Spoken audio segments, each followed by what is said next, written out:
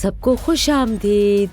ये तो अच्छी बात है, सब अपनी जगह पे पहले से बैठे हुए हैं। मैं ऐसा करती हूँ कि अब्दुल्ला की कुर्सी पे बैठ जाती हूँ। अब वो एलिफ के साथ रहते हैं।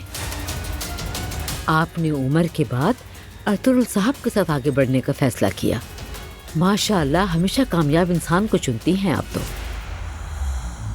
उम्मीद है इंशाल्लाह जल्दी ही हिजाब भी लेना शुरू कर देंगी।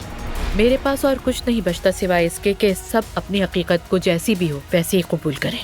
हम अतुल साहब को कारोबार के सिलसिले में पहले ही से जानते हैं। हमसे मिलने से पहले इनकी मुलाकात नूर से हो गई थी। क्या आपकी जिंदगी में कभी कोई और भी आया है? पता चला कि वो पहले से शादीशुदा है, तो ये सफर शुरू होने से पहले ही खत्म हो गया।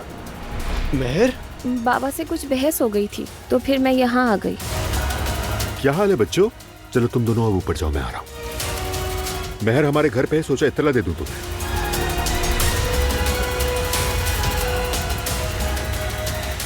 अर्तुल का नूर से क्या ताल्लुक था, समझ नहीं पाई।